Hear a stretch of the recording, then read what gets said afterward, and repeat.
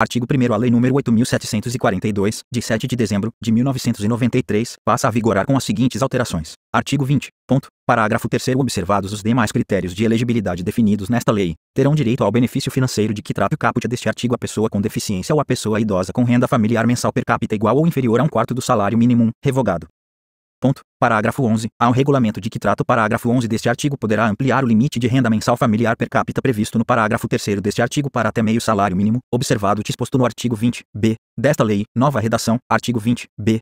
Na avaliação de outros elementos probatórios da condição de miserabilidade e da situação de vulnerabilidade de que trata o parágrafo 11 do artigo 20 desta lei, serão considerados os seguintes aspectos para ampliação do critério de aferição da renda familiar mensal per capita de que trata o parágrafo 11. A. Do referido artigo. 1. O grau da deficiência. 2. A dependência de terceiros para o desempenho de atividades básicas da vida diária. E 3. O comprometimento do orçamento do núcleo familiar de que trata o parágrafo 3º do artigo 20 desta lei exclusivamente com gastos médicos, com tratamentos de saúde, com fraldas, com alimentos especiais e com medicamentos do idoso ou da pessoa com deficiência não disponibilizados gratuitamente pelo SUS ou com serviços não prestados pelo SUS, desde que comprovadamente necessários à preservação da saúde e da vida. Parágrafo 1º. A ampliação de que trata o caput deste artigo ocorrerá na forma de escalas graduais, definidas em regulamento. Parágrafo 2º. Aplicam-se à pessoa com deficiência os elementos constantes dos incisos e 3 do caput deste artigo, e à pessoa idosa os constantes dos incisos 2 e 3 do caput deste artigo. Parágrafo 3º. O grau da deficiência de que trata o inciso 1 do caput deste artigo será aferido por meio de instrumento de avaliação biopsicossocial, observados os termos dos parágrafos 1º e 2º do artigo 2º da Lei nº 13.146,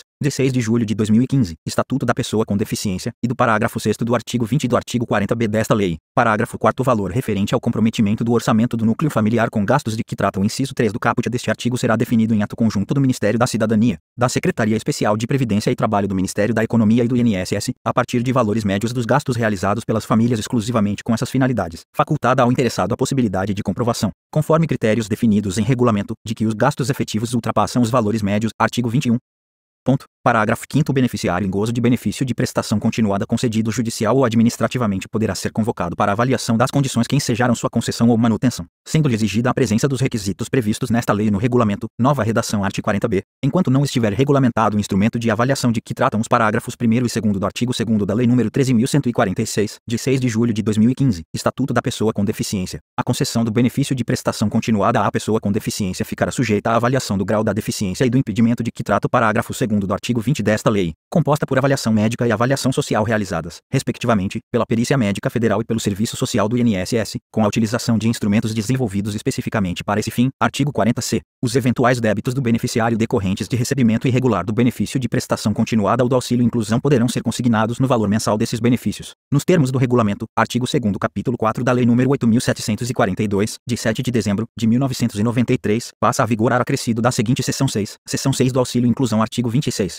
Terá direito à concessão do auxílio inclusão de que trata o artigo 94 da Lei nº 13.146, de 6 de julho de 2015, Estatuto da Pessoa com Deficiência, a pessoa com deficiência moderada ou grave que, cumulativamente, receba o benefício de prestação continuada, de que trata o artigo 20 desta lei, e passe a exercer atividade. A linha A, que tenha remuneração limitada a 2 salários mínimos, e a linha B, que enquadre o beneficiário como segurado obrigatório do regime geral de previdência social ou como filiado a regime próprio de previdência social da União, dos Estados, do Distrito Federal ou dos municípios. 2. Tem a inscrição atualizada no CadÚnico no momento do requerimento do auxílio inclusão.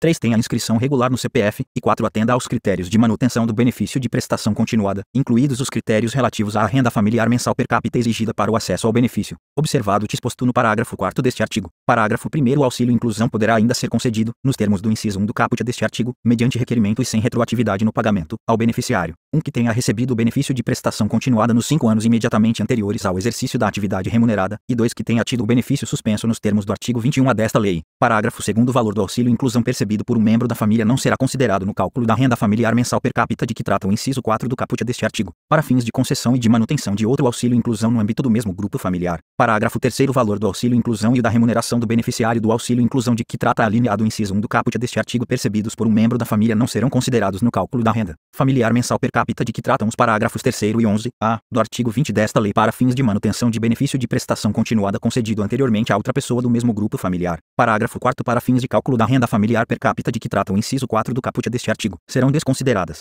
1. As remunerações obtidas pelo requerente em decorrência de exercício de atividade laboral, desde que o total recebido no mês seja igual ou inferior a 2 salários mínimos, e 2. As rendas oriundas dos rendimentos decorrentes de estágio supervisionado e de aprendizagem.